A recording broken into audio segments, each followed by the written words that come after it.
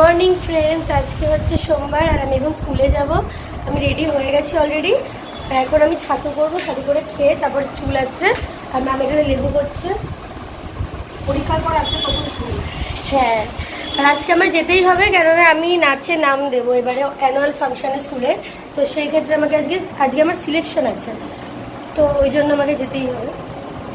তারপরে বেরিয়ে যাবো স্কুলের জন্য। আবার স্কুল থেকে এসেই আজকে খুব বিজি ডে, নাহলে সোমবারই যোগা আছে, আবার যোগা থেকে এসেই পড়া আছে।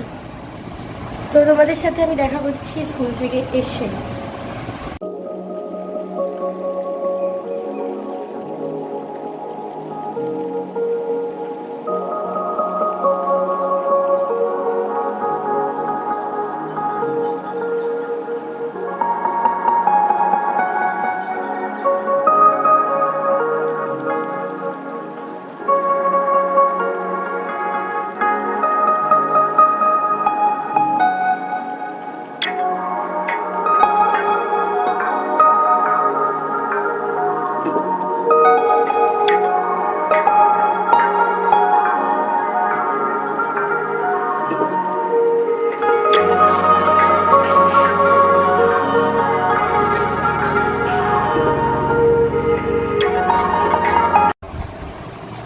স্কুল যাওয়ার সময় তোমাদের বলছিল যে আজকে ওদের স্কুলের সিলেকশন হয়েছে নাচে। ও কিন্তু নাচে সিলেক্ট হয়ে গেছে। Good news. অনেক বড় আমার কাছে। ও যাওয়ার সময় বলছিল যে কি জানি আমার থেকেও সব ভালো ভালো নাচে, আমি নাচতে পারি না, আমি সিলেক্ট হবো না, এই না সেই না। দিয়ে আমি একটা স্টেপ দেখেছি, দিদি আমাকে সিলেক্ট করে গেছে। তো যাই হোক, ওদের একটা স্কুলের একটা নাচের অ্যানুয়াল প্রোগ্রাম হবে, সেটা এখানে না আগরপাড়ায় হবে নাকি? আগরপাড়ায় ওদের মিশনের ব্রাঞ্চ একটা আছে, ওখানেই হবে। তো কবে হবে? অডিটোরিয়ামে। আজকেই সিলেকশন হয়ে গিয়ে আজকে অলরেডি রিহার্সাল শুরু হয়ে গেছে। তো সবচেয়ে বড় ব্যাপার, আমার সাথে আমার বেস্ট ফ্রেন্ড মানে দিশা, ও রয়েছে। তার ভালোই হয়েছে, তো পার্টনার হয়ে একা একা না। তো ওদের অলরেডি নাচের রিহার্সাল হয়েছে। আর আজকে এত রিহার্সাল হচ্ছে, এত নেচেছে যে ওর শরীরের অবস্থা খুবই খারাপ। এসে শরীর ছেড়ে দিয়েছে। নাচে হতো না, নাচ আমি এর থেকে বেশিক্ষণ করতে পারবো, কিন্তু রোদের মধ্যে দাঁড়াতে হয়েছে, মাথায় যেন ব্যথা করছে, প্লাস আমি অনেকক্ষণ না খেয়ে রয়েছি। সবাই ছিল ওখানে, সবার সাথে শেয়ার করে টিফিন খেতে হয়েছে, ওদের পুরো পেট ভরে দিই। আমাদের রোদের মধ্যে নেচেছে, তো মাথা টাথা ধরে গেছে। আজকে ওর এখন যোগা ক্লাস ছিল, তো আমি বললাম তাহলে ম্যামকে মেসেজ করে দেবো। তো ম্যামকে মেসেজ করে দিয়েছে, যেতে পারবে না। আর একটাও ভালো খবর যে ওর আজকে পড়াও ছিল বাংলা, তো ওই স্যারও একটু প্রবলেম আছে, পড়াতে পারবে না, বলেছে অনলাইনে ক্লাসটা করাবে। এবং যাক, তাহলে ভালোই হয়েছে। তাই ওকে বললাম তাহলে তুই এখন খেয়ে দিয়ে একটু ঘুমা, এবার থেকে রোজ স্কুল যেতে হবে। রিহার্সাল। আবার আজকে আমাদের বাড়িতে দিদুন এসেছিল, তো আমি তো স্কুল থেকে এসে ঘুমিয়ে পড়েছি। দিদুন যখন সবে মাত্র ঘরে ঢুকেছে, তারপর ঘুম থেকে উঠে আবার অনলাইন ক্লাস ছিল, তো তার জন্য দিদুনের সাথে সেরকম কথা হয়নি। এখন দিদুন চলে যাবে, তখন কথা হলো একটু।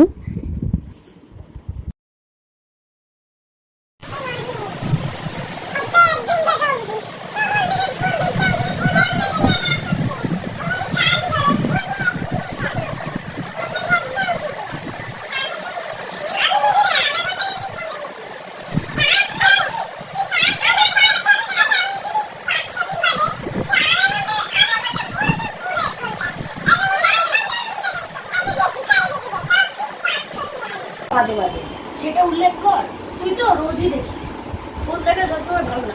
ওকে একটা জিনিস দেখাবো বলে এলাম, যখনই আসি ভয় পড়ে না মানুষ, ওর সাথে কথা বলেই সুযোগ হয় না।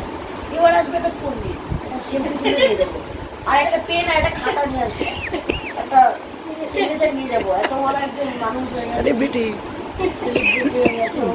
বেশি কথা বলবি না, কথা বলতে চায় না। আচ্ছা, ও কি দেখাতে আছে সেটা দেখ। কথা বলবি না, কোনো ম্যাজিক না, সেটা পার্সোনাল। ও বাবা, আবার ওদের পার্সোনাল। মানে এটা এই জন্যই বললো যে তুমি এখান থেকে যাও, আমাদের পার্সোনাল। হ্যাঁ, আবার বলে হ্যাঁ ওই দেখো। ওকে সুন্দর এই বলটা নিয়ে বললাম, দেখ স্পিন করা সে স্পিন কি করতেছিস তুই ওকে ক্রিকেট খেলার বল শেখাচ্ছিস, ও শিখবে যদি কখনো দরকার পড়ে। যদি। ডিনারে পরোটা আলু ভাজা, আর ম্যাম বলেছিল রুটি করবে, কিন্তু আমি বললাম না, আমার পরোটা খেতে ইচ্ছা করছে। আমি ওকে বললাম বাবাই এখন আমাকে ডিম দেবে। না, পরোটা খেতে পারছিস আমার জন্য। তুমি আরে বলেছো। নাম দেবে বলেছিল রুটি করার কথা। আমি বলেছি বাবার পরোটা খাচ্ছে খাক, আমরা রুটি খাবো। আর ঠিক আছে হয়েছে বল, অনেক। তোমার জন্য তো হয় লুচি পরোটা। সে আমার শরীরটা তো তোমার জন্য খারাপ হচ্ছে। ও তাহলে খাবি না? তাহলে খাস। তুমি খাচ্ছ আমি চোখের সামনে দেখবো। আমার এখন বাবাই ডিম দেবে, এই বাবাই এইটুকু কেটে এইটুকু পুরো দিয়ে দেবে আমাকে। হুম। বাবাই তো সন্তানের জন্য সবকিছু স্যাক্রিফাইস করতে পারে। ডিমের সাথে কোনো বন্ধুত্ব ডিমের নেই। সাথে। সব বন্ধুত্ব আছে। না, আরে তোকে তো বলেছিলাম ডিম খাবো, তুই তো বললি খাবো না। আমার এই জিনিসটাই বাজে লাগে। ও খাবে না, আমার তারা এখান থেকে নেবে। মা বাবার থেকে নিজে একটা আলাদা থাকে। তোমরা তো কোনোদিনও সন্তান হওনি হয়তো, ওই জন্য তোমরা বোঝো না। ওই জন্য তোমরা বোঝো না। আমার চোখ মুখের অবস্থা খুব খারাপ, কারণ আমার বিশাল ঘুম পাচ্ছে। আমি দুপুরে ঘুমিয়েছি, তারপরেও কেরম একটা লাগছে। তাহলে আমার অবস্থাটা ভাব। আর হ্যাঁ, যেটা বলার সেটা হচ্ছে আমাদের স্কুলে অ্যানুয়াল ফাংশন হয় প্রতি বছর আগরপাড় অডিটোরিয়ামে। তা আমি এই বছর প্রথম নাম দিলাম, দিশাও তাই। তো আমি জানতাম না অ্যানুয়াল ফাংশনে কখন নাম দিতে হবে, কিসে কবে নাম দিতে হবে, কিচ্ছু জানতাম না। কালকে রাতে জেনেছি। গ্রুপে হ্যাঁ, গ্রুপে।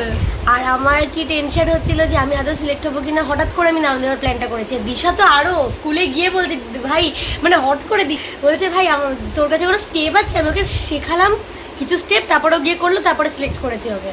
আর ও তো সারা এরকম। সন্ধ্যা কাউকে প্র্যাকটিস করে। হ্যাঁ, আমাকে আমারটা বলছে আমি সিলেক্ট হব তো বলছি হ্যাঁ হ্যাঁ হবো। কি ভয় লাগছিল। দুটো গান ইচ্ছা করে গেছি, এবার বারবার মন বলছিল যে দুটো গান করে মানে যাই, কোনো কারণে লাগতে পারে।